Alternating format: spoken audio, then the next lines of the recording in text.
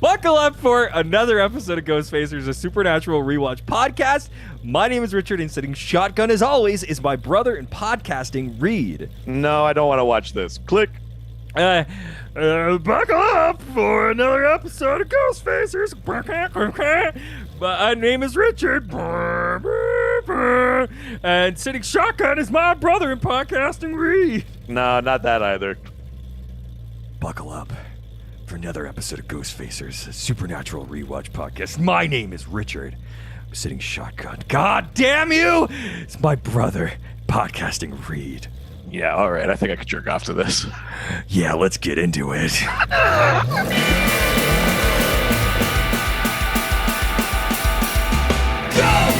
Ghostfacers! We're facing ghosts, but others will not. We're ghosts! Ghostfacers! Stay in the kitchen when the kitchen gets hot. Ghostfacers! We're facing nightmare, we're facing dread. Ghostfacers!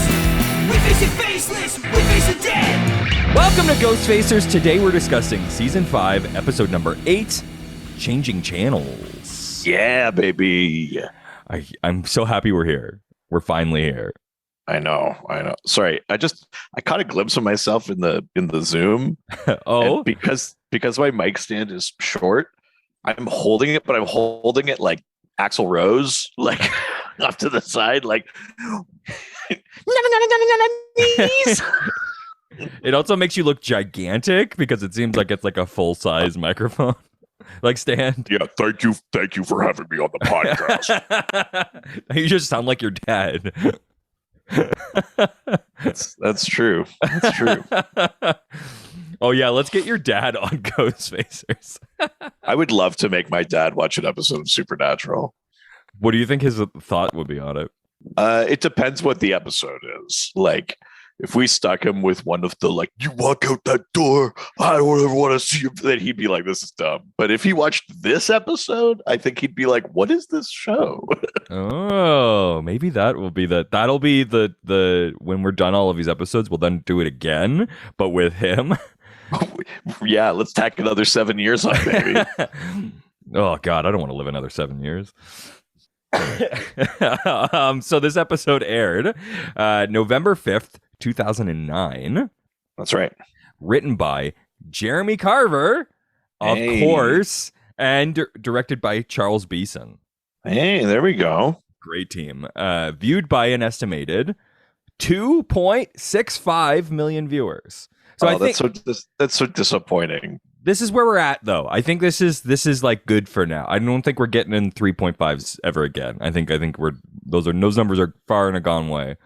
I wonder if, like, I know they don't really or maybe they do measure it. It'd be interesting to know, like, when on reruns or whatever, like, what's the episode people like to, or, you know, like on Prime, what are most watched episodes? Ooh. I'd be interested to know if this episode, like, kind of bumps up in the power rankings because of, like, streaming and stuff like that, because it is kind of like a fan favorite episode of Supernatural.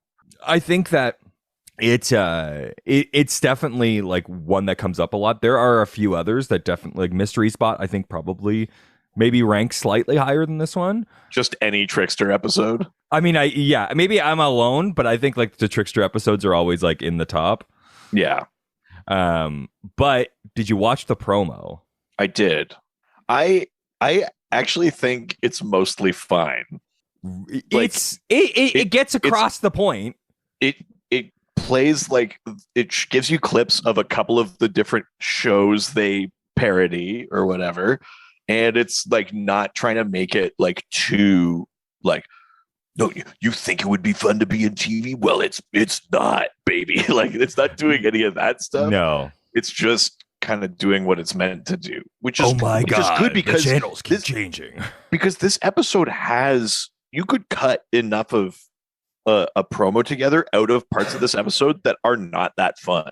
Like, they had the option to do their normal thing. You know what I mean? Like, fire and like, you're gonna tell us who you are. Like, all this kind of, like, you could do that, and they don't, which is surprising. Well, with the option of Nutcracker, how could you? How could you ignore? Nutcracker! We'll get there, But like to see that actor play that part, I'm like, Here's the most insane thing. I did that thing where I refused to look on my phone or on IMDb. Yeah. And I haven't been able to where I know that actor from, but I know him. He's in a ton of stuff. I haven't looked either, but I know like he's a famous like Japanese at least heritage actor. Like I don't know if he's actually born there or born in America or whatnot. But, right? Yeah. But he's a very like well-regarded actor, and I've seen him in a ton of stuff. I really, really like that guy. But we're not talking about that because we need to talk about international titles. That's right. I assumed that this week would be just like everybody does it the same, and a lot of people did it the same, but a couple people really didn't. Right. So the episode is called "Changing Channels." Yes. So and largely everybody but two countries got it right. Who do you think the two places were? That didn't get it right. Yeah. I'm gonna say Hungary, and I'm gonna say France. Oh, close, but Germany. I mean, I guess it's not close, but yes, Germany. How dare you? We fought 3 wars over this. What? Wait, what wars? The Franco-Prussian War and then 2 world wars. No, I don't think those happen. So you don't think they happened? No, I'm a world war denier. I mean, that is a wild extra layer to the normal denial of the war. Prove to me they happened. See 3,000 documentaries that every 50-year-old man watches. Yeah, and entire channels of television. Yeah, that's just Hollywood making it happen. So the German title for this week. It's a thing. It's a thing that was actually said in this episode. It was a line from this episode. Okay, sorry. So the German title, is it like play your roles? No. It's a little bit more innocuous, but like it's actually a decent title, but like not the best title for this episode. Okay. The German title for this week is As in Heaven, So on Earth. Oh, really? Ugh. I know. It's very like austere and like it's the opposite of the tone of this episode. This is the tone of the promo we were worried was coming. Yes, exactly. Yes. Yeah, Germany, you really biffed it. in it as a country with a history of biffing it. Name one time. Can you imagine calling the world wars biffing it? Yeah, you remember those 2 times Germany really biffed it? Yeah, they really biffed it in Europe. Am I right? It biffed a lot of people. Oh, no. And of course, the other title is the Hungarian title. All right. This one, is this like play your roles, or is this prime time? Or the title, if you weren't from Hungary, is bonkers. Okay. So the title this week is Eye Blinder. Is this a Hungarian phrase for something like television related? No. Is that like what Hungary calls like the idiot box? No, like, is it no. That would be funny, actually. No, it's actually the other thing. Really? Oh. Right, because of angels? No, the eye blinder is the Hungarian word for tricksters and magicians. Oh, interesting. Yeah. So this episode is basically just called The Trickster. Yes, which is very interesting because it's like sort of it's the one where you find out that he's not. But yeah, I kind of like that though. That's, you know what, Hungary, you won me over. Yeah, you did it. You finally did it. You didn't biff it like Germany. Yeah, I don't think there's a history of Hungary ever biffing it. Achtung, once again, we have biffed it. he was such a... who would think an artist could get so violent? Yeah. Oh, we really biffed it. Let me just say, we really biffed the admissions process. But we had the list and everything. Brutal. So featured music, we've got a ton of featured music from this episode. Yes. Oh my god, the music in this episode is so fucking perfect. one of the best. I actually reached out to. It does so much heavy lifting of the premise of the episode. Yeah, I tried to reach out to past guest and music producer for this show, but I didn't get a response yet. But it's so well done. Yeah, I really love it. So we've got a few songs here. A lot of them are written, or a couple of them are written by the same people. So, "Move You" by Anya Marina. We've got "Not a Through Street" by Anya Marina. We've got "Something Real" by Renee Stahl. We've got "Love to See You Happy," and then in brackets, "Living My Life" by Robbie Spencer. And then we've got the Supernatural sitcom theme song by, of course, that's more of just a soundtrack piece or a score. And then we've got the Knight Rider theme. Yeah. Which they don't have credits for. But that is all of the music in this episode. The music in this is so fun. It's so good. I love it. So, TV Guide describes this episode as: Sam and Dean are thrown into an alternate universe where they become characters in various TV shows, including a medical series, a Japanese game show, a forensic procedural, and a sitcom. Castiel warns them that if they don't find a way out soon, they will become trapped inside forever. I mean, that's all of it. Yeah, that's pretty much it. Yeah. This episode actually mimics the movie from 1992 called Stay Tuned, which is about a husband and wife who are stuck inside a hellish television set and have to survive a gauntlet of twisted versions of shows that they find themselves in. So very, very similar. I love that. I think that's great. So excited to talk about this week's episode. But before we do, why don't we open up Dad's journal and learn about some of the real world lore? Yeah, let's see what the lore says about Gabriel. Holy shit, finally. Holy shit. Oh my God. Gabriel, one of the archangels in all three of Judaism, Christianity, and Islam. His name translates in some languages as strength of God, which is kind of interesting because that would seem more in line with Michael than Gabriel. Yeah. But Gabriel is the guardian angel of Israel. He's also the patron saint of messengers, which in the modern day also extends to like telecom workers and postal workers. Huh. Yeah. He's said to have been the heavenly messenger himself, who announced the birth of Jesus to Mary. He's like the guy that shows up and goes like, "Mary, I know you ain't been doing anything, but like the Holy Ghost is gonna come knocking, and your body's gonna be knocked in." Oh no. He does that, and then if you remember back from when we talked about Zechariah, Gabriel is also the angel that shows up and tells Zechariah that his wife is going to give birth to John the Baptist. Okay, yeah. So Gabriel loves to come and tell people when they're going to have kids. Is that what happened to you? You were told by Gabriel? Yeah. Gabriel was like, "Congrats," and I was like. You woke up and there was a giant sandwich on your table, and that's how you knew. Oh my God. Yes. Who would build such a celebratory sandwich if not for that kind of good news? And then you finished it and you were like, what hath I wrought? In Islam, Gabriel is believed excuse me, to have revealed some like verses and wisdom to Muhammad. And it's even said that the Prophet Muhammad saw Gabriel like in his full angelic splendor, that he like actually saw him as he was. Latter-day Saints believe that Gabriel and Noah are the same person. Huh.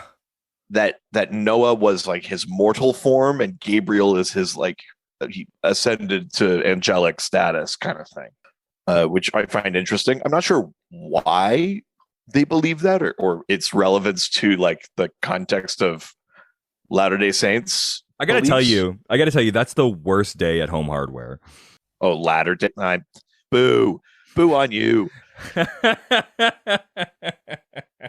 I mean, that would be a good marketing campaign, though. Be like, hey, Latter-day Saints, check out these Latter-day savings. Latter-day saves. So other tasks possibly linked to Gabriel. It said that he was the one, I think in Islam, they believe that he's the one that destroyed Sodom. It's said to have been leveled by the tip of his wing, which is like, I love that as like an indicator of his power. Is kind of amazing. He and Michael were also meant to be present at the Battle of Badr to aid Muhammad. So also a warrior in his own way, even though he's often portrayed as the messenger. Is he the one that always has like the curly-ish sort of blondie hair too? Well, I mean, I think that's all relatively up in the air. Sure. But there are some commonalities. So I think that's Michael, actually. He's Michael is like the very fair one, I think. Yeah. Gabriel is often depicted in blue or in white. He's sometimes portrayed carrying a lantern, a lily, a scroll, a scepter, or most often a trumpet, which is sometimes referred to as the horn of Gabriel. In the Hadith tradition, it said that Gabriel had 600 wings. What? Which is, well, you've seen those like images of like what would an angel look like if it looked like how it's described in the Bible or whatever. Oh no! And it's just like it's like a weird like ball of eyes and wings. Like it's like some like Lovecraftian horror nonsense. Yeah. So Gabriel sort of took over the idea of being the angel who would blast the horn and announce the return of the Lord. In some interpretations, that was meant to be Michael. In others, it's like another angel entirely. But then there's some kind of early references, and it sort of solidifies around 1455, I think, in a piece of artwork in like Armenian artwork. I thought you might find that interesting. Yeah, cool. Yeah, some kind of Byzantine era artwork that sort of depicts him as the one sort of trumpeting the return of the Lord, which is kind of interesting. I just, as we're kind of wrapping up here on learning a bit about Gabriel, I just wanted to make a real swerve and say, if you just type Gabriel into Google, you might expect that you will get the angel. And you do kind of. You get the Wikipedia article for Gabriel.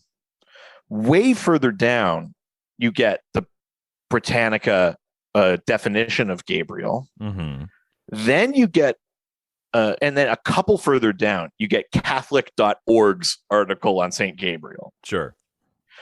But who are in the number 2 and number 4 slots for top search result when you search Gabriel? Well, in the number 4 slot, you get the original Gabriel shocks and struts, creator of the first automotive shock absorber. Gabriel is a leading aftermarket and original equipment manufacturer of shocks and struts.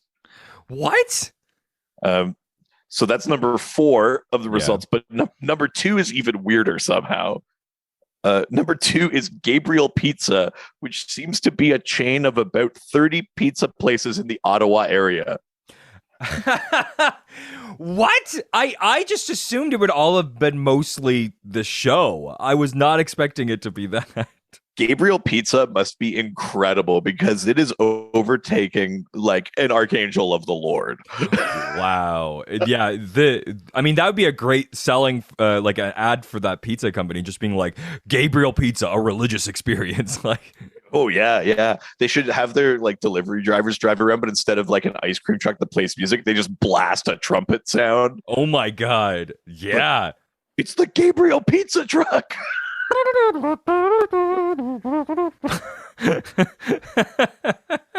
Yeah. So I kind of like spent a bunch of time on the Gabriel Pizza site, and then I was like, I'll do the notes.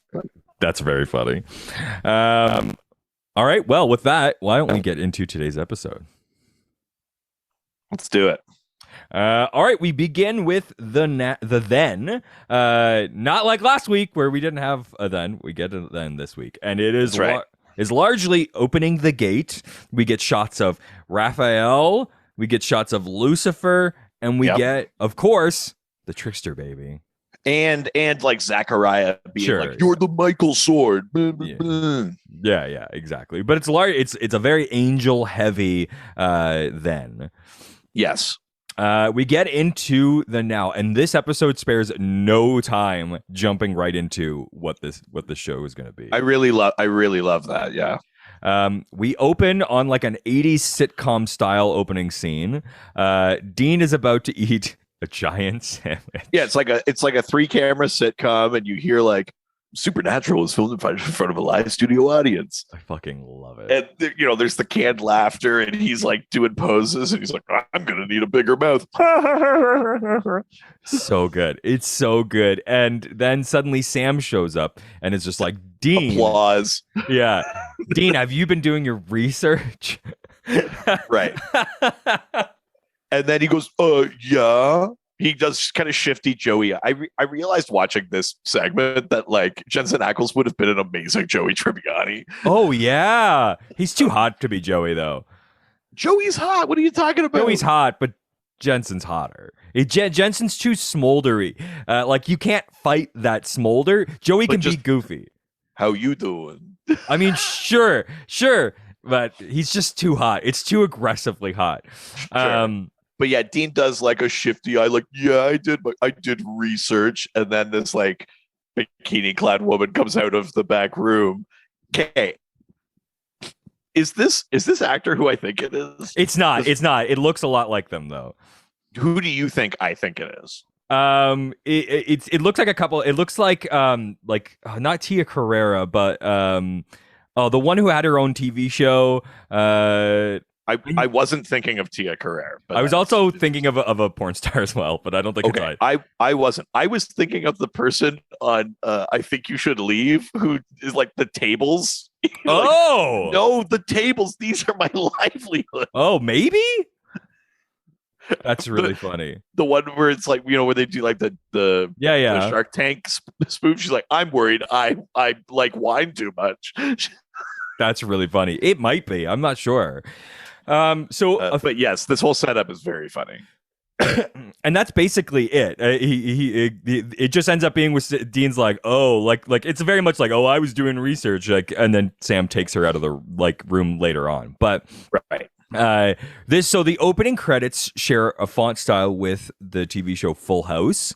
We then get like an actual like intro song for Supernatural. That's right. And like a Full House style like opening montage. Exactly. So the theme music is loosely based on the opening theme Together from the 1982 sitcom Silver Spoons that starred Ricky Schroeder and John Huygens and Aaron Gray. That is a show I have never seen an episode of. Was that the one that Michael J. Fox was on? I don't think so. He was on one of those. I can't remember which one, but the Supernatural sequence that like typically opens, we get a Dean basically we get this like homage to like the famous Dagwood moment. Like that's what the sandwich thing is supposed to be. With like the giant sandwich and like the Blondie sort of comic strip and stuff. Is very, very funny. But we then, after this scene, we basically immediately just like we shift to 2 days earlier. Yeah, and then we're back into the normal tone of a Supernatural episode, which is so jarring. I love it so much. Yeah. We're in Wellington, Ohio, in a motel room. Sam, hang on. Sorry. I got too excited that I... Oh, did you find? Oh, my God. No, you missed it. It's too bad. We're moving on. Anyway, so the timeline shifts to 2 days earlier, and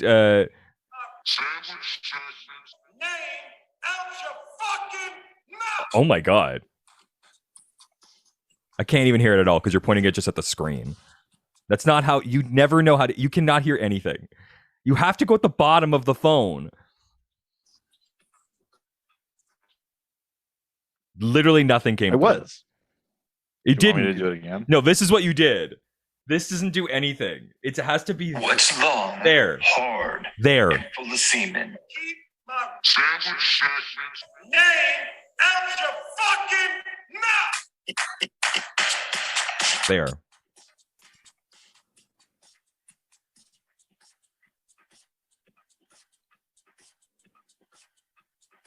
It doesn't sound like anything. I think it gets really quiet because of the beat, but Sorry, I got too excited when we were talking about it, and I forgot about it. But I did want to ask for the supernatural sandwich segment. What's the biggest sandwich you've ever eaten? oh, interesting. So it's does a burger count as a sandwich? Yeah, I'll allow it. Yeah, Because I don't think I've ever I don't know if I've ever eaten a gigantic sandwich, but I Sure. was part of a party that there. So I worked at a restaurant for a year called Bubby's Awesome Eats. all right. Which was sort of like vaguely Greek inspired restaurant in Windsor, Ontario. That actually ended up on like one of the You Gotta Eat Here episodes. Right, yeah. And they were famous for having an 8-pound hamburger. Jesus Christ. Good Lord. 8 pounds. Holy shit. Yeah, it's and there was a special oven that cooked it in the back, and like you'd get them like maybe once or twice a week, and it's typically only parties. But if one person ate it, you'd get like $5,000. But like nobody could eat an Oh my 8-pound burger. God. It's physically impossible to eat an 8-pound burger. So I mean, $5,000 wouldn't even pay for your casket. wow, that's a man who knows the cost of a casket. Yeah. You come into this house, you think I don't know what how much a casket costs? But yeah, I've been a part of a party that has eaten that because like the staff ate one for like a staff event once, and it had like its own special bun, and there was like an 8 that was like pressed into it. And yeah. So wait, like it's 8 pounds, but it was like a wide. It is it's not this big. It's more of Right. like that big. Right. But yeah, it ends up being like that. Like it's gigantic. Right. I mean, you have mine beat because I've never even seen a burger that big. But I did have one of those ones where it's like the bun is like plate sized, and then Sure. it's like a layer of like burger and then some stuff, and then a layer of burger, and then like bacon and stuff, and a layer of burger. and stuff Sure, like yeah. that. So it ends up being kind of like you eat a pie. Like you can't pick that up and eat it. You have to cut kind of like Yeah. segments out and Oh, and yeah. eat it that way. Same thing it was with 8 probably total. That one was probably 4 pounds, like entirely, And you ate it alone? and I ate it all. Did you really? I did. Yeah. Oh my God. Have you ever done like a competitive, like a you eat this and you get a shirt or anything like that? No, not in context like that. Sometimes I eat competitively without telling anybody, but Yeah, you're competing with yourself. yeah. But I've never done it like that, where it's like you win a thing or something like that. Because I think the couple of times I've been in a place that like has one of those like on offer, I'm like, it's like not the right time. I'm like on my way to something where it's like I can't die today. Today is not a good day to die. Today is I'm the anti-Klingon. Well, there we go. That was the supernatural sandwich segment. Wait. Oh my God, you're so clunky. What's long, hard, and full of semen? Keep my name out your fucking mouth.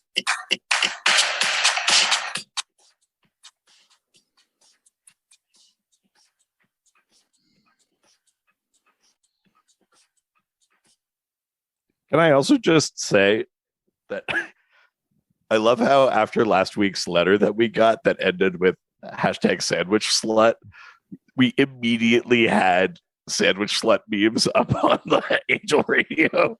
I do love our Discord channel. That it is a special thing. Yeah, a truly disturbingly thick looking couple of slices of ham. I will say that's not a good way to talk about our fans. I will say that I am slightly upset that now every single week there is no discussion about the episodes ever anymore. It's just sandwich talk every single week. I don't know. Maybe got to make the rest of the episode better. You're part of that. You're part of that. Am I? It just becomes sandwich week every week on the Discord, and I'm just like, but what do you think about what the things that we talked about? That's not true. People are excited about Jensen on The Boys. That's not the show, though. And we were talking about the trailer for the Winchesters. That's not this show, though. The discussions about this episode every week is just about sandwiches. Yeah. Listen, I can't help it if our Angel Radio server is just full of a bunch of Deans, baby. Oh, now you're just playing to them, you son of a bitch. Yeah. Pander. Jesus Christ. Yeah, call it Pander Express. That's racist, I think. Is it? I don't know. So the timeline now shifts to 2 days earlier in Wellington, Ohio, in a motel room. Sam walks in and finds Dean engrossed in an episode of Dr. Csi MD. Yeah, which here's the thing I love about this episode is that they don't just make up the joke for this episode. Like Dr. Csi MD is a show in the world of Supernatural, and it's come up before, and I love that. Where it's like they knew they were already making fun of this thing, so it's like, well, if we're doing this as a premise, we're obviously going to throw that in there too, right? Oh yeah, it's been mentioned in an offhand remark in the episode Supernatural: The Monster at the End of This Book by Carver Edlund's like publisher, who tells Dean that and Sam, all anybody wants to read anymore is romance crap. Dr. Csi MD. Well, yeah, and Dean here is like, I'm watching the Doctor show. I think it's based on a book. Yeah, so funny. Very funny. All right. So after a bit of shaming, they then leave to talk to local law enforcement about the strange death of William Reynolds. Yeah, because this guy died, and they're like, a bear did, and they're like, a bear chased him for like miles, went into his house, went upstairs, and then ripped his head off in his bedroom and fucked his wife. Jesus. It had to be a bear. And the sheriff's like, they're like, what did the wife say? And he goes, she's been through a lot. They go, what did she say? And they like sit down and interview her, and she's obviously like, I don't want you to think I'm crazy. She's like, they're like, please tell us. She goes, I'm pretty sure it was the Incredible Hulk. So funny. And Dean is like, Banna or Norton? And she's like, oh, no, those movies suck. I'm talking about the Lou Ferrigno. The TV one. Lou Ferrigno Incredible Hulk. It's just kind of amazing. Which, like, I've seen that show. That's basically just saying that Lou Ferrigno killed you. Like, he doesn't look like he just got paint on him. Well, because that's Dean's thing. He goes, is there any reason that you could think of that Lou Ferrigno, the Incredible Hulk, may have wanted to harm your husband? So funny. Which is like, I mean, that the reality is like that. My first thought wouldn't been it was a bear. I would have been like, oh, Lou Ferrigno just dressed back up as the Hulk and killed my husband. Well, yeah. Right. Yeah. Why isn't she telling the cops that it was Lou Ferrigno as opposed to saying it was the Hulk or a bear? Well, she didn't tell them it was. They said it was a bear because they were like, "This is a crazy story. We need some way to explain." Sure, this. yeah, okay. Yeah. But I love that everybody's immediate is like, "Well, there's no way it's Lou Ferrigno, even though it looked exactly like Lou Ferrigno as the Hulk. It's got to be, let's just say, a bear." yeah. So funny. So later, Sam returns to the motel from surveying the Reynolds residence and reports that there was an 8-foot hole where the front door used to be. Dean has meanwhile been doing research on the late William Reynolds and found out that he had a history of bar brawling and spousal abuse and had been court ordered to attend anger management sessions. And then Sam says that he found like candy wrappers or something at the scene, and he goes, just sweet, you know what I'm thinking? And they both go like, "Oh, it's the fucking Trickster." That's right. Dean immediately looks forward to ganking him because he's wanted to do it since the mystery spot. Yeah, well, yeah, and then Sam has this interesting thing where he goes like, "Hang on, maybe we don't gank him." And Dean goes, "But he killed me like 1,000 times." And Sam goes, "I know, but he's the most powerful being we've ever encountered, and the apocalypse is happening. Maybe if we talk to him, we could get him like to help us even." Yeah, because he's like a Hugh Hefner type, and if the world ends, then this like party life that he wants maybe is going to end. So maybe, Yeah, exactly. maybe he can ally with us to avert this like the angel demon war and keep the status quo. Yeah. So Dean is sort of like not into this idea of joining forces with this monster, but Sam rebutes that they don't have the luxury of maintaining a moral high ground right now, which is hilarious that Sam is saying that. Like, was that not what we've been fucking talking about for the last season and a half? Is like, hey, Yeah, maybe we should. Yeah, and also it's like, Sam, we've already been down this road, buddy, and you specifically have already been down this road. Like, why is nobody bringing that up in this moment? Why is Dean just not like, excuse me? Yeah, I thought this was a fresh start. Sam, but hear me out. Maybe we could have sex with him. Dean, we've already tried that. Yeah. So he adds, if this idea doesn't work anyways, we can just kill him. It's fine. Like, we always can. Plan B is always just kill him. Yeah, that's the Winchester way, baby. Of course. If this election doesn't go the way we want, no. Hey, that's their father. They're not their father. Or are they? Oh no. Not politically, but I just mean killing is the backup.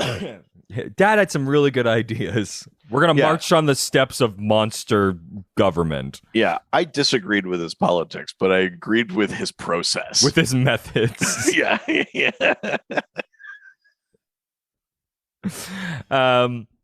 As Sam and Dean then monitor a police scanner and prepare stakes into anticipation of confronting the Trickster, they hear transmissions about a possible murder and an abandoned paper mill. Yeah, and the cop on the other end is like, I don't even know how I would describe it. Just send everybody. And they're like, well, that sounds weird enough to be our guy. Totally. So they head out and arrive at a location that's basically fully abandoned. Yes. There's not even cops there, right? No. Like, they heard the call, said to everybody, like, there's not even cops there, and they're like, well, this is obviously a trap. Good. Like something bad's gonna happen, but they've got no choice. They got to go in. So they enter into the mill and are immediately transported to a vibrantly colored Seattle Mercy Hospital, dressed as doctors. I love that even before you register that it's a hospital or they're doctors, you hear the like acoustic music that is like the soundtrack to every one of those like shows. It's like, so well done. It's, you hear that music and you go like, I know exactly what kind of show they're, even like before you get the context of that it's Dr. Sexy, which is, for anyone who wasn't listening to our past episode, Dr. Sexy MD is their take on Grey's Anatomy. So funny. And you're a Grey's Anatomy fan. It's like a down, like there are a few Grey's Anatomy things in there. Like they mention like, even the one doctor is Dr. Wang, and that she's like the real like intense like cardio surgeon and everything. Like, yeah. The background music is huge. The name of the hospital is Seattle Mercy, like the original name, which is Seattle Grace. Yeah. Which was then Seattle Grace Mercy West. Dr. Sexy neurosurgeon is just like Dr. McDreamy on Grey's. There's a character with the name Ellen, like Ellen Pompeo. Yeah. There's a neurotic doctor in love with a ghost who's played by Sam and Dean's father. Well, so this is the best part. So when they go like that guy over there, like he's actually a ghost in the mind of of this neurotic doctor. But yeah, on Grey's Anatomy, the ghost in the mind of the neurotic doctor is played by Jeffrey Dean Morgan. It's so insane. I love when Sam turns to Dean and goes, "Wait, there's ghosts in this show," which is absolutely fair. But yeah, Although Grey's Anatomy spoiler alert is not really a ghost. She has a brain tumor. oh my God, of course. But then she can like very quickly learn Spanish, which is good. Not everything is phenomenon, and also it's Right. Portuguese. He learns Portuguese. Jesus Christ. Okay. Why do you remember that? Do you have a tumor? I know a lot about phenomenon. It's something like a phenomenon. That's all I'm saying. It's a thing I like. I know everything about it. That's not a normal way to live your life. You missed my good joke too, which I'm sad about. I'm sorry. Part of that's the Zoom's fault, though. Okay. I said it's something like a phenomenon. Oh, no. I didn't think that was funny. Never mind. I did hear that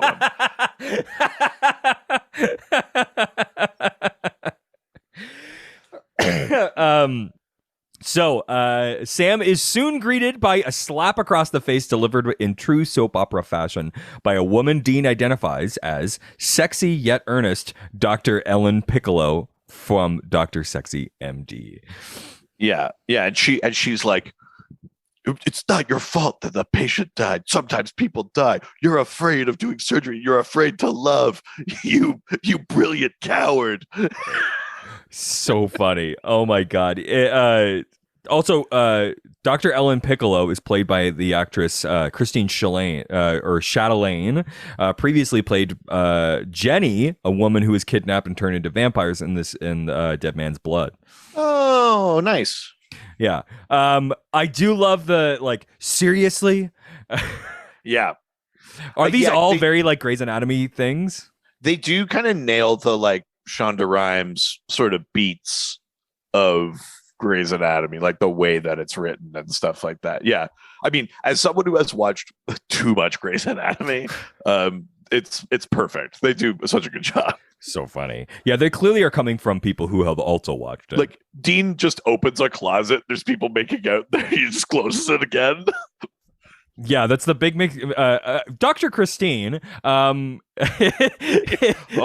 yeah. What are hospitals really that saucy? Yeah, if people like, is there that much? I mean, here's the thing. I joke about it, and I'll be very like vague about it, but there definitely is like that type of drama that happens at the hospital in this town. Not at the hospital, though. Some things. My wife works there. But there is definitely some like this type of drama that happens, like at least surrounding the people in that hospital. I become the bad husband who's jealous of his wife's important career from Grey's Anatomy. The actor who went on to play Black Lightning. Is that who that is? Yeah. Oh my God. Yeah.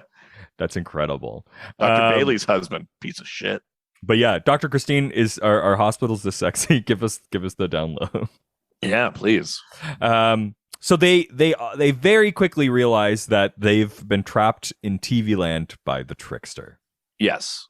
Yeah. And they're like, God, we got to get out of here. And some like patient kind of like pokes out of a room and he's like, doctor. And Dean's like, get stuffed. Because he's like, we're not playing along with this. And then, true to Grey's Anatomy fashion, the patient shoots Dean. And then we almost get like a, ooh, what you say?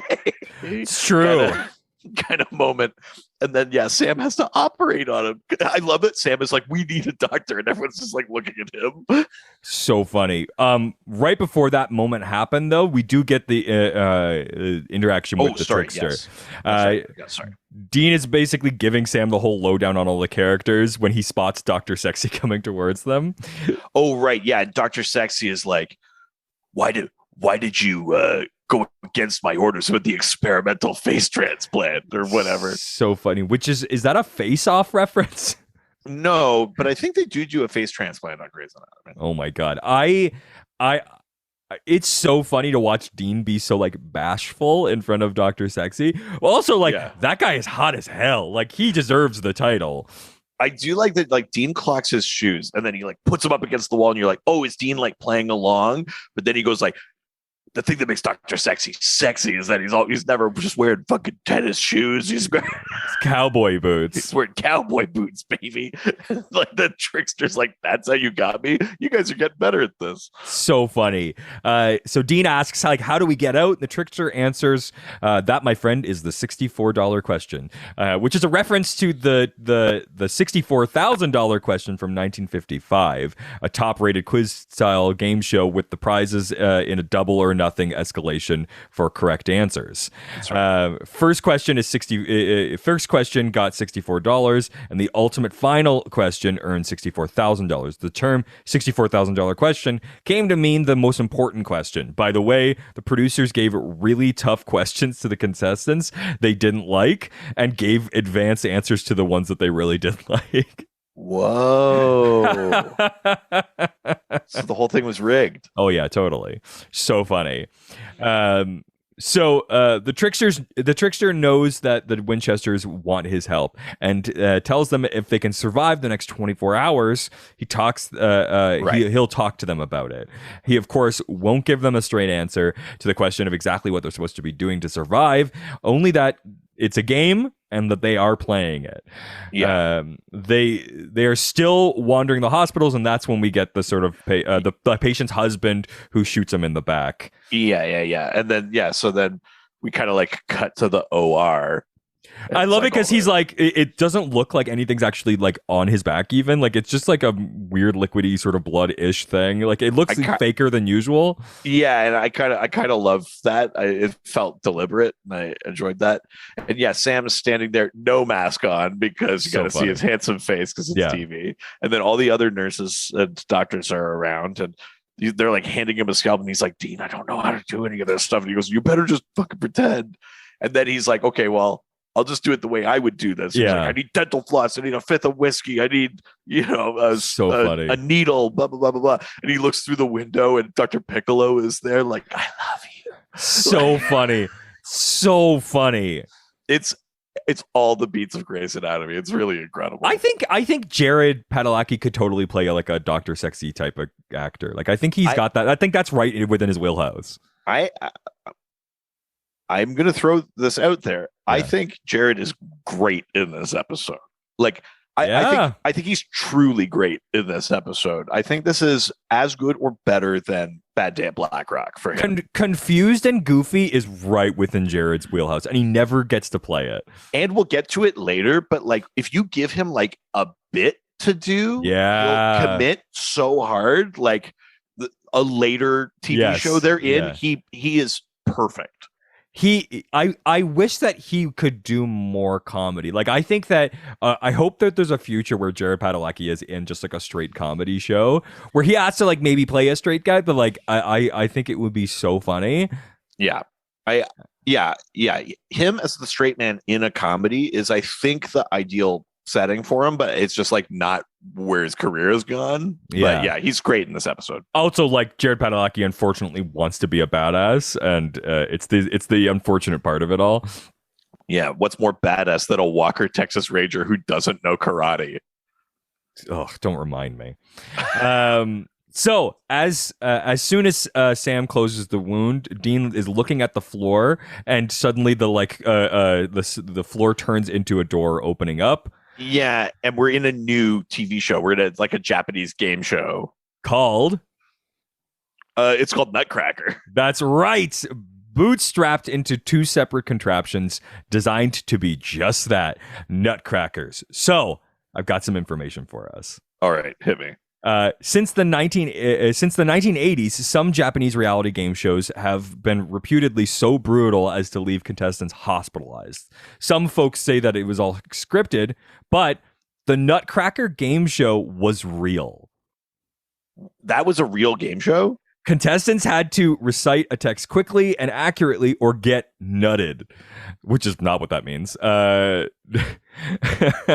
that's not it at all. In 2008, an American reality TV show, I Survived a Japanese Game Show, started sending Americans to Japan to compete in very weird show competitions. Oh, man. This American reality show that spotlighted Japanese reality game shows won some very prestigious awards. The game show segment is also very similar to the Saturday Night Live skit in which Chris Farley plays a stereotypical dressed American tourist who accidentally finds himself on a game show while visiting Japan with his wife. Like Dean, Farley frantically claims that he doesn't speak Japanese, yet miraculously answers a question correctly when facing harsh physical consequences when he answered wrong. I fucking love those skits. Yeah. And also, they use this exact premise in Jackass Forever. Oh, yes, the Nutcracker, yes. Yeah. I mean, look, getting people hit in the nuts is always funny. Damaging always funny. to their ability to have children, but very funny. Very funny. Do you like like guys like typically have like a history of like sacking each other? Is that a thing that you ever have any history with? I mean, it's happened. I didn't do too much of that because it hurts and it's bad. What a mean thing to do. But yeah, I mean, the thing for me more than that was that I did martial arts for a very long time. So I've been kicked in the nuts more times than I can count. How do you have a child? Well, you wear a cup or whatever, but still, sure. It's still not great. I have a long history of getting hit in the nuts. Jesus. So working in restaurants, it's a big thing, especially using like when you work in restaurants, you always have like a towel. Yeah. So like towel whipping is huge. Yeah. And so a big thing is, especially when people are like a lot of the time during when restaurants are working or going during the day, there's people doing prep in the back as well as people like cooking in the front. And so an often thing is because often you're wearing like an apron, so there's nobody's gonna like you. If you hit somebody from the front, it's not gonna happen. But if you're working prep, you're typically like your back is exposed. So a really common thing was to like hit people from behind. Wow. So like sacking people with like a towel whip was really common. Good Lord. So that happened a lot. And then I also during college had a roommate that was like a big party animal guy. Okay. And one of his favorite things to do was to hide around the house and then yell Nutcracker out and hit me. Good Lord. And I remember one night he came home super drunk, like at like 2 a.m. or something. And I had just happened to have been up on the computer, which was like in our big like sort of living room area. And I had gotten up because he stumbled through the house, and he just comes stumbling towards me, and he just starts yelling Nutcracker and like stumbling towards me. And so I start backing up because I'm afraid, and I end up backing up into a bookcase, which then falls down on both of us and leaves. And so I fall forward because the bookcase is behind me, and I smash my head off of the edge of the back of a couch. Jesus. And so there's this like giant mark that was left on like in between my eyes where I had hit it. And I'll show you some photos later, but there's like a big, like a year basically where I had this huge mark on my face. Good Lord. Jesus Christ. So this was a traumatic part of the episode for you. Yeah. Nutcracker is something that I'm very used to. By the way, I looked up this actor. Yeah. I know where I know him from. He was on season 4 of Star Trek Discovery. Oh, he plays the linguist that they bring with them out to a cunning linguist. Yeah, he's a cunning linguist. Yeah, we haven't seen Colonel Angus around here. What's that actor's name again? His name is Hiro Kanagawa. Yes. He's been in other stuff though, hasn't he? Oh, he's been in all sorts of stuff. He's on Upload if you watch that. Yeah, geez, all sorts of stuff. Some like just TV stuff, some animation like voiceover stuff. He was on Charmed. He was in Csi. Wow, yeah, so much stuff. Yeah, he's in all sorts of stuff. Yeah, love this guy. So this host he was on iZombie. Yeah. So this host produces a card suddenly and calls Sam by name The captions translate his question roughly to, what was the name of the demon you chose over your own brother? And then Sam's a countdown like, I don't starts. speak Japanese. I don't know what's going on. There's a countdown happening. He's like, I don't speak Japanese. The countdown runs out, and the guy goes, Nutcracker! And this giant, like, mallet hits Sam in the nuts. He does also, first he shouts, Ruby! Yes, which is very funny. And tells Sam he's sorry, and then yells Nutcracker. So funny. A ball attached to the end of a spring-loaded... Sam in the nuts. Yeah, and he's contorted in pain, and Dean is almost frozen with fear as the crowd goes wild. I do love Dean's react. Like, first of all, I love Jared. Like, his reaction there is great. And then I love, like, you cut to Dean and he's like clocking. It's like, oh, my feet are strapped in. No. So funny. Yeah. The host pauses for an aside, and Castiel appears and announces that he's been looking for them for days.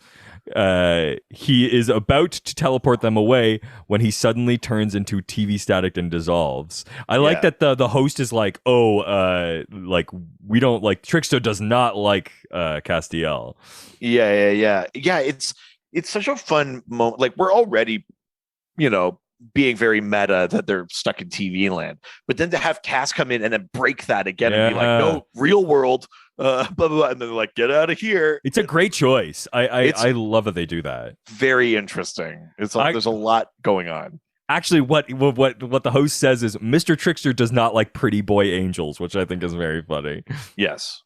He then produces a card and asks Dean in Japanese, would your mother and father still be alive if your brother was never born? Which is an insane question to ask. I know. It's brutal.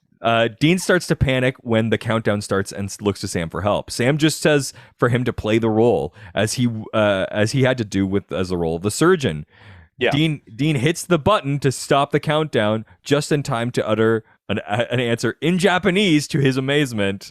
Yeah. Yeah, I love how he plays that, where he's like surprised it's happening as it's happening.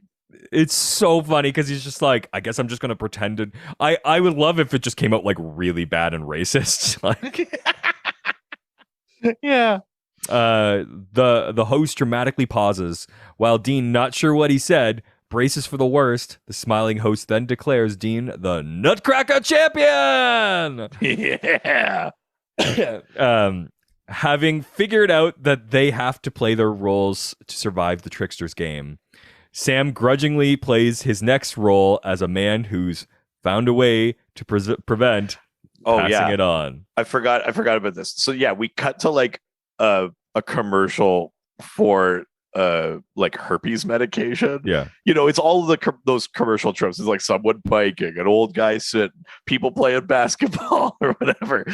I love that Dean is, you kind of don't even clock that he's there because he's in the background with the other guys, and comes up and goes, gotta play your role, buddy. Like, hits his arm, goes to play basketball, and Sam goes, I have genital herpes. And he has to they keep cutting back to him, and he goes, I'm trying to do my part to slightly lessen the spread of genital herpes. In this ad for Herpexia. Oh, it's so funny. So here's a random sort of aside here, which is Sam, I think a thing that this show sort of like occasionally shows is that Sam's actually really good at sports. So right. He's he nails a layup at the end of this commercial. That's right. Yeah, he makes it an impressive free throw shot and a layup. It is unknown if Gabriel has granted Sam the ability or if Sam was just already skilled as a basketball player, but the latter is more likely because he was given his demonstration and his skill at darts in Free to Be You and Me, and his soccer trophy in John Winchester's storage unit seen in Bad Day at Black Rock. He just might be good at sports. Yeah. It just occurred to me too that is this 2 weeks in a row that the writers have given Sam a venereal disease? Yeah, it is. Here's the thing. I like the setup of going from a TV show into a commercial. I think all of that is very funny. I'm not sure why they keep giving him like STDs though. And giving it to Sam and not Dean. Yeah. I guess they just assume Dean has them. Yeah, maybe. I don't know. Yeah. It's very odd. It is funny that it's also a commercial though. I think that's the bit that I like about it is that it hits all the tropes of those like pharmaceutical commercials so well. Oh, it's so well done. It's really fun. Have you been seeing those TikToks about the like that one new Harry Styles song that sounds like a commercial? So people have just been making commercials over it. Yes. Yeah. I love that so much. I think it's really, really funny. So next, they are back in the sitcom, trying to have a conversation about their predicament on a brightly colored set in front of a live audience. Yeah, so we've caught up, and then like Sam ushers the bikini lady out. Yeah. And then they turn to each other, and there's still just always laughs. And they do a pose, and there's laughs. And then Sam says, like, we might be stuck here forever. We might die in here. And they laugh. Dean's like, you monsters. And they laugh again. Like, it's very so funny. Very chilling. Yeah, but also like kind of funny at the same time. Like, oh, yeah. I love it so much. But Castiel reappears bloodied and bruised and reveals. Yeah, they're like, are you okay? And he's like, we don't have time. Yeah. Something this is way too powerful to be the Trickster. There's no way that this could be the Trickster. It's just no Trickster has this much like sort of no Trickster has this much kind of like ability and also to banish me. And, yes, like that's not a thing. Like, we're dealing with something else here. Yeah. Before he can elaborate, though, the Trickster promptly rushes onto the scene and flings Castiel across the set and silences the angel. Yeah. He greets Castiel, though, and then banishes him again. Yes. The brothers question what he did with Castiel and wonders if he knew him. The Trickster says Castiel will probably live, but doesn't answer the other question. Yeah. He states that he is trying to drive home the lesson that they must play their roles as Michael and Lucifer's vessels and finish the apocalypse, even though it will destroy the earth. Yeah, he's like, listen, it's already started, so let's just get it over with. Yeah, exactly. It's your destiny. You cannot stop it.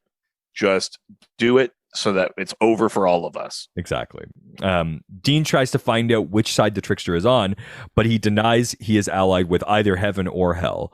When he says that the Trickster is most likely working for one side, the Trickster gets really angry and demands that the boys accept their destiny or he will keep them in TV land forever.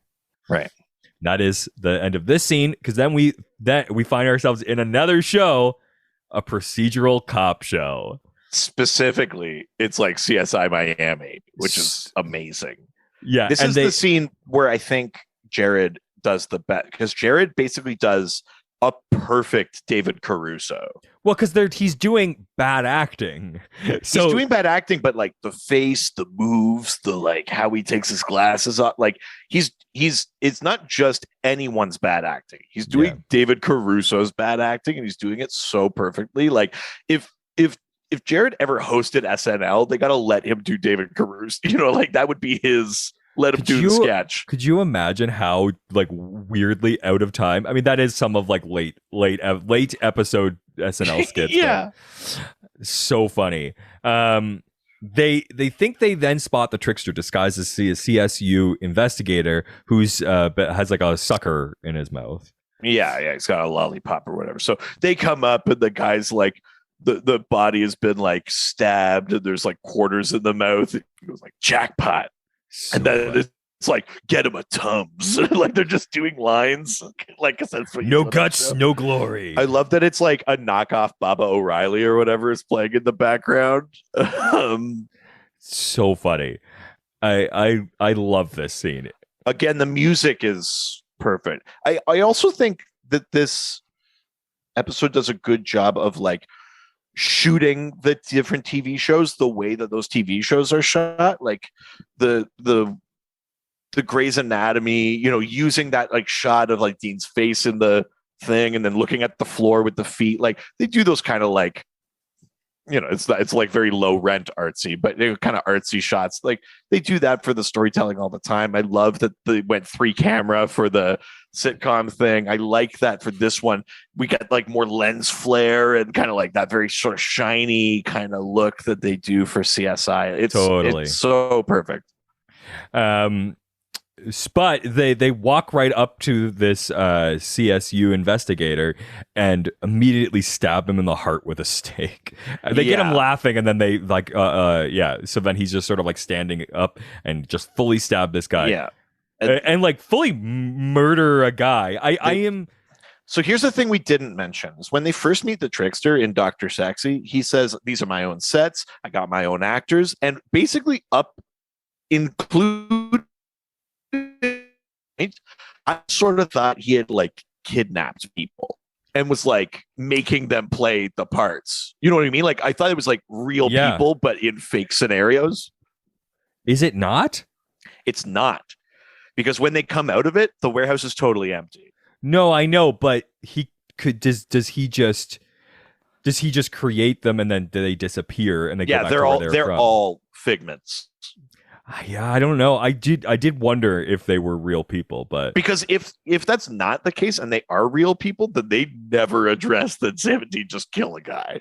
Well, that's what I mean. That's why it was like I was like, that's like the episode with the like everyone thinks each other are demons and they just kill those like kids or whatever. Yeah, right. Yeah. It is kind of like that. Yeah, I think my take on it is that they're all figments, but up until this point in the episode, I definitely did not think that. Because what about the one where they put the like they make them all work in an office? Like, are those real people? Those were real people. So, because we've never seen an angel make fake people before until now. Yeah. I guess it's just it's all an illusion. I don't know. Yeah, it's a good point. I don't know. I'm curious to know what everybody else thinks, if these are real people or not. And did Sam just kill a person? Is there any other episode where they like make fake people? I think that's a question that I'd love to ask. Yeah, fair. Interesting. But Dean stabs him in the heart with a stake that he dipped in the blood of the crime scene murder victim. However, a nearby beat cop starts laughing and morphs into the Trickster. Yeah, and he goes, ha ha, you didn't get me. And they go, didn't we? And Sam is behind him and stabs him. And then he falls over and everything disappears or whatever. And they go, we did it. And then, yeah. So, it's so funny. Sam impales him from behind with a larger stake, and they are then transported back to the paper mill along with the Trickster's body. And then later, we cut, and it's like Dean at the motel or whatever. He's like, Sam, where are you? And he can't like find him, and he gets in the car. And you just hear Sam's voice, and he's like, what? They pan down, and Sam is now Kit. I fucking love this. But in the Impala. I love this so much. The first time that I saw this, I was just like cackling. It's so funny. I completely forgot that this happened, and then I was like, "Oh my god, that's amazing!" They made him into a car. It's so funny. They put the lights in the front of the grill of the Impala and everything, and I fucking love it so much. Yeah, he becomes really Mr. funny. He becomes Mr. Feeney. Oh yeah, that's right. That was Mr. Feeney, wasn't it? Yeah, so funny. It becomes obvious that they've merely changed channels again. As they drive, they consider everything that's happened, noting that of Castiel's warning that it may not be a trickster, and the latter recognized Castiel and his angry reaction to Dean mentioning Michael and Lucifer. Yeah, because when we're in the TV set, Dean is talking about all of that, and like there's a moment where the trickster kind of like gets angry and goes like, "Don't presume to know what I am," kind of thing. It's like the first time he's been like real angry with them. Yeah, that like anything that they say has any consequence to him. Yeah. Dean realizes that the trickster is really something else. Finally, acting on a hunch, he decides to set up a trap by feigning surrender to the trickster. Yeah, he kind of calls out and he goes, "Hey, we give up. We'll play our parts. Blah blah blah." The trickster shows up, but he's like, "First of all, Sam," and then he makes Sam. I do like that he says, "What's the difference? Lucifer's going to be riding him anyways," which I think is very funny. Yeah, that's a good line. And Sam comes out and they're chatting, and Dean says, from personal experience, the only thing that gets anybody that angry is talking about their own family. And they like throw a lighter down, and they've poured the ring of holy oil, and they've trapped the trickster the way they trapped Raphael. And Yeah. he's like, what is this? And they go, oh, just step right out. I'm sure you can. You're not an angel, right? And he goes, all right, boys, you got it. The illusion goes away. And he goes, he basically says, they call me Gabriel. So crazy. The Archangel Gabriel. Yeah. He says no. He's like, what did I do wrong? And he's like, you didn't do anything wrong. But nobody ambushes Castiel like he did. And Dean adds that the way that he talked about the Armageddon and the angels, it's family. They then demand to know who he really is. We find out it's Gabriel, but not too surprised. They question his past as Gabriel reveals he left heaven and took on the disguise as the Trickster because he couldn't bear to see his father, God, and his brothers, Lucifer and Michael, and the other angels fighting. Yeah, and basically he says he has a sort of like, I'm paraphrasing, but he has a sort of like cosmic witness protection thing. Like he is even like almost in a celestial sense is almost unrecognizable. He's gone into hiding and he is pretending to be a trickster. Yeah, and he says that the apocalypse he has to happen because he just needs it all to be over. Yeah, and he says the apocalypse is all about just brothers fighting, and the reason Sam and Dean are destined to be the vessels. Yeah, and he's like, Dean, you're the like fiercely loyal to an absent father. Does that sound like Michael to you? And it's like, Sam, you're rebelling against Daddy's plan. Does that sound like Lucifer to you? One of you is going to have to kill the other. That is how this ends. As it is in heaven, so it is on earth. Germany.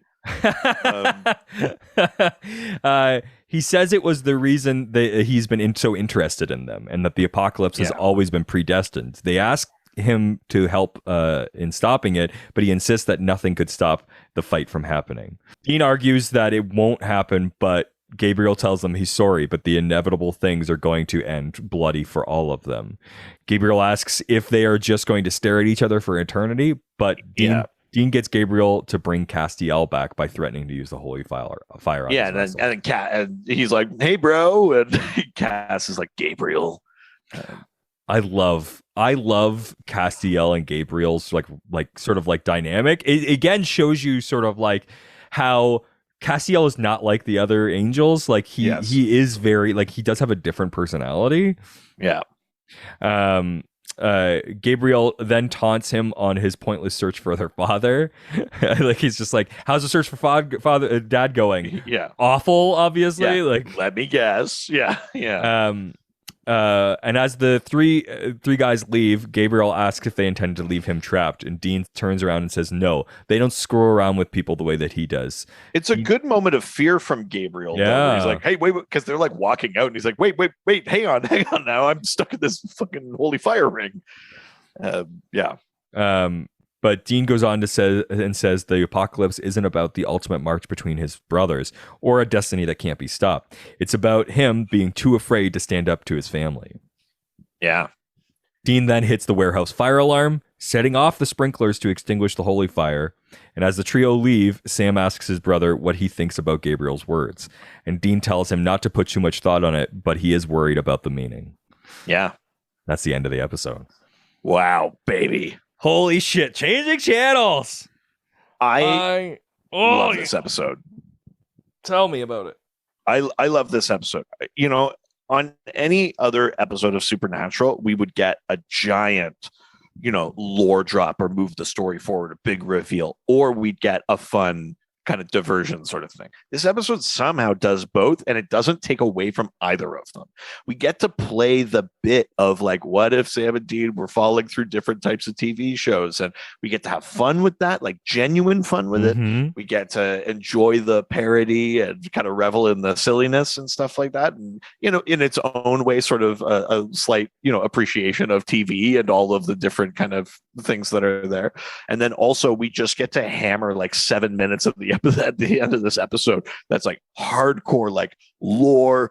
Holy shit, the Trickster, a character that has been around for a couple of seasons now, or since season 1, and just like we know so much more now. Is Trickster season 1 or is it season 2? I thought it was season 1 when he first shows up, but I thought it was 2, but you might be right actually. You're right. It's 2. Sorry. But, like to have this character that's been around for a bit, and now we have a whole new thing. It's like, oh, guess what? There's another Archangel baby, and it's fucking him. So good. We're opening up questions about like, how is he hidden this long? What does it mean for an Archangel to go into witness protection? What is his, role? He's not pro or against family thing for him or whatever. It's like there's so many pieces there that are really, really interesting. We probably could have made the assumption before, because we know that Dean is meant to be Michael's vessel and that Sam is meant to be Lucifer's vessel, that one would have to kill the other. But he spells it out. He's like, listen, this is how this ends. It's, brother sheds brother's blood. That's it. I love this episode. I think the performances are great. I think the way it's shot is excellent to recreate all those different types of TV. The music's incredible. I love Richard Speight Jr. and I love that this is the episode where we get a little bit beyond the smarm. We get like genuine anger and actual fear and the frustration and the sort of powerlessness of like, I'm just tired of watching my family try to kill each other. He's delivering a really big performance here from a character that we are accustomed to seeing a very specific thing from. Even though in Mystery Spot, he's like, Sammy, I'm teaching you a lesson. He's still relatively smarmy about it. This is a really big turn. Yeah, I mean, to me, this episode is terrific. It's one of the perfect episodes of Supernatural. I give this a 5. I'd give it 5. I'd give it 5 nurses having sex in a closet. Nice. This is one of my favorite epasodes. The filmmaking in this is actually like really good, and not only just like well directed, but like well copied for all these different formats. Like it's so well copies every single, like it's not like one style that they then just sort of like try to fit into these other TV shows. They like fully copy the like filmmaking style of every one of these shows. Yeah, right. It's true. Perfectly done. The acting from everybody is so good and like perfectly matches the thing that they're parodying. Like totally. Like Jared is really good in this. Jensen's obviously incredible in this. Like Richard Speight Jr., incredible actor. Stay in your fucking lane. He just get out of the podcast game. That's where we live. You son of a bitch. We didn't talk about it. I do like that they took Dean's son of a bitch and made it like his sitcom catchphrase where he's like, oh my son of a bitch. I love that so much. I think that this episode is so fucking funny. It's so well done. It's but you also get like some crazy lore reveals with Gabriel here, and like this is a character we are obviously going to see more of, and now he's really brought into this whole fold of this like larger sort of like angel and demon battle, and like which is great because like Richard Speight Jr. is incredible in this role and like made for this role. But now you get to actually see some like tragedy and like some like real like earnest feelings, and it makes me love that character even more because he's not just this like one-dimensional character anymore who's just like about mischief. I see myself a lot in this character. I think you're kind of one-dimensional. No, I'm a chaotic mischief monster, but I also have deep, dark feelings. Yeah, I don't know that they're deep. I think we know what they are. Yeah, they get deep. Oh no. This is like the music is so goddamn good. Like the writing is incredible. I mean, fucking Jeremy Carver. Who else could have written this episode? Like, totally. It's perfect. It's like 5 out of 5 like slaps to the face. Oh hell yeah! Which is like the best thing that you could do. Whoa, easy. What? I think you're forgetting about being stepped on. Or being choked. Yeah, I changed my answer. Yeah, 5 out of 5 Dean pushing you up against the wall. Oh yeah. 5 out of 5 do not presume what I am. Oh my god. Yeah. I love this episode. Incredible. But those are our reviews. But before we go, Oh boy, do we have a letter from a fellow hunter. Oh, is it Dr. Christine? You know it's Dr. Christine. We've got a Nutcracker! we got a doozy double from Dr. Christine. Whoa, okay. So much. Oh, and this is all referring to the previous episode, which I love. I love a really relevant letter. Right. Okay. The subject from Dr. Christine is, how does DNA ellipses anything? So, hello to my favorite podcasters. Just started listening to The Curious Case of Dean Winchester, and I nearly drove off the road in excitement when I heard my name. Don't do that, because then you'll be stuck there. Once a year, Richard and I'll have to go try to exercise you from the side of the road. I'm not doing any exercise. Yeah, neither am I. Never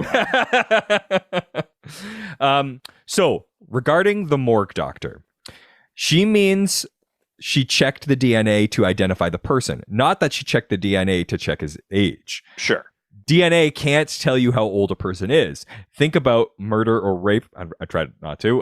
Crime scenes and finding a DNA match decades later. The DNA from the 25-year-old guy is the same as when he's 70. Right. Okay. That makes sense. Sure. Yeah. The DNA responsible for replicating the DNA is called telomere, telomere, which sounds like a monster from Supernatural. Yeah. Babies have enormously long telomeres. I'm sorry, that's very funny. And these is this the thing where it's like the tail on it, and as you get older, it shrinks and shrinks, and then it can't replicate anymore?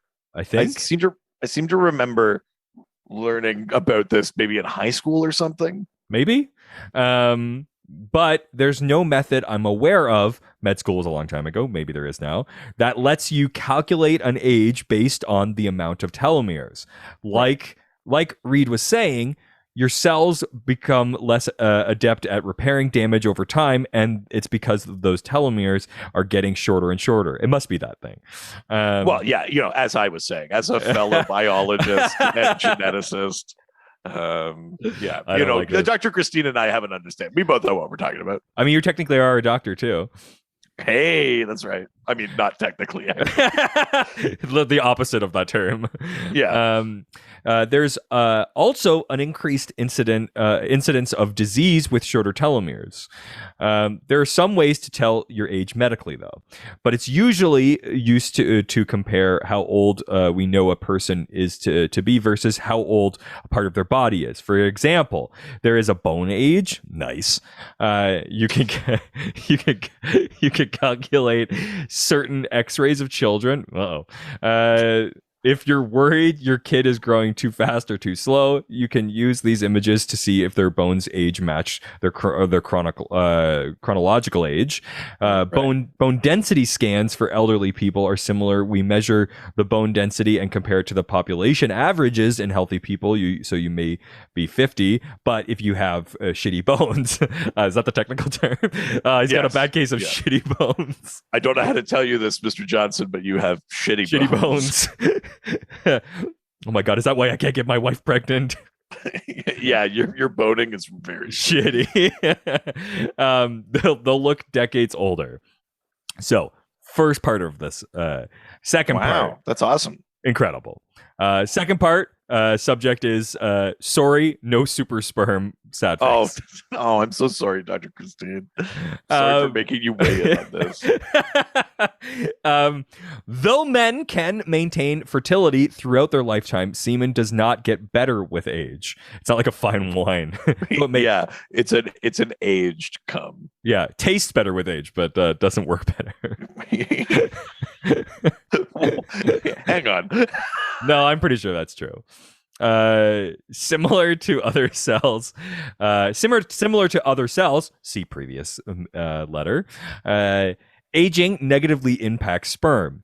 The mobility and morphology shape of sperm is changing over time. So a greater proportion of your sperm may not be fast enough to make it to the egg or shaped properly to actually get in there once it gets there. Right. Some sperm do retain their normal features, just fewer and fewer every year.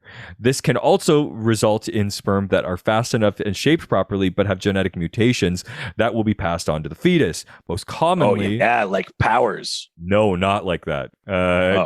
Disadvantages, I think. Oh, I understand. Yeah, they can get adamantium claws, or Yeah, they got a healing factor. Most commonly, achondroplasia, aka the most common form of dwarfism, is passed from the father to the offspring based on sperm's genetic code. Have not learned my lesson about firing off emails before the end of the episode. Will I ever? Probably not. Happy humping, Dr. Christine. Whoa. Hey, listen, I think we already got an answer to how saucy hospitals are. I know. Humping. That's just on her letterhead. That's how she signs off every. Oh my God, please. If I was if I worked in helping people make babies and stuff, I would that would be happy humping. Yeah, for sure. Yeah, I don't know, man. She does send a PS as well. I adopted a cat over the weekend, and her name is Jensen because she's beautiful. And what else do you call a beautiful thing? Oh, that's awesome. Oh, cute cat. Very nice. Very cute cat. Thank you so much, Dr. Christine. I love having a resident doctor. Yes. Thank you, Dr. Christine, for sending us a photo of your cat. Yeah, your cat. Wink. Oh, I'm so sorry. We're bad. It's a beautiful thing. Yeah. Dr. Christine, thank you so much. I want a reason for you to email us at every episode now. I'd argue it's almost its own segment. Oh my God. We don't need a drop for that. We don't need another drop. So if we're no, put it down. No. I will say, if any of the Dr. Christine's corner. If any segment deserves a drop, it is Dr. Christine's. That's fair. The doctor is in. Oh. Oh. I don't know what that sound was. That's your happy humping sound? Oh. I don't know how you ever have a child. Every sound I make is Hans Moleman. I was saying boo words. I'm only 31 years old. We've talked a lot about the craziness that happens inside our Discord. So why don't you join our Patreon so you can get access? That's right. Patreon.com/Ghostfacers. For only $1 a month, you get access to Angel Radio. It's our fun Discord server where we're chatting sandwiches. We're talking about nothing else about sandwiches. We're talking about memes about sandwiches. And sometimes also we talk about Supernatural. And maybe Dr. Christine's cat. Yeah, I don't know, man. You started this. I know, and I'm bad, and I said I was bad. Well, we're bad together. We make each other worse. Yeah, we do. But yeah, just go to patreon.com/ghostfacers. I did say that already. And join the fan community. Kind of said that already too. That's it for this week. If you have a note about a future episode or a past episode, much like Dr. Christine, we all could be a little bit more like Dr. Christine. So why don't you send us an email to ghostfacerspodcast@gmail.com. Yeah. I also love very specific industry knowledge. So anybody, yes, absolutely. If somebody has I can't name an industry, but if you have an industry knowledge, let us know. You work in television? Let us know where it intersects with Supernatural, Did you fully just stop talking? Yeah. But you were saying a sentence and then just stopped saying that sentence. Anyways, you can find us on all of the social media platforms as well. We're at Ghostfacers Pod on Facebook, Twitter, and Instagram. This is a thing that you could say that Reed is doing because of Zoom, but this is a thing that he does when we're in person sometimes too. His words leave his brain. I could just stop on a dime mid-sentence. It's kind of impressive. Yeah, ending a sentence that like does not sound like the end, and it is. Also, why don't you subscribe to the podcast on whatever platform you get the podcast on? That helps us out. Also, just make sure that the podcast gets in your feed every single week so you don't have to worry about downloading it or looking for it. Also, give us a 5-star review if you're on those platforms as well. We'll read that on a future show. We definitely love those 5-star reviews, and they help us out a ton. If it's not on Apple Podcasts or Facebook, just take a screenshot and send it to us on one of those, on one of our other social media platforms, and then we will be able to read it. Also, for all my sandwich sluts and lore whores out there, Yeah, baby. we've got merch at ghostfacerspodcaststore.com. Yeah. Jesus Christ. What is this? What hath we wrought? Lore whores and sandwich sluts. You know, things you think about when you think about Supernatural. That's very funny. Also, much like Dr. Christine, we have another doctor here, the Dr. DC. Yeah, in no way technically a doctor, but I do lie about a doctorate on a different podcast. So the Dr. DC podcast, we talk about DC Comics, we talk about the Justice League and superheroes and how their powers work in that world. And if you like how we talk about the lore and stuff over here, you might enjoy how we talk about like kind of the cosmology and the lore of superheroes over there. That's right. All right, that is the end of this episode. Say goodbye, bitch. Jerk.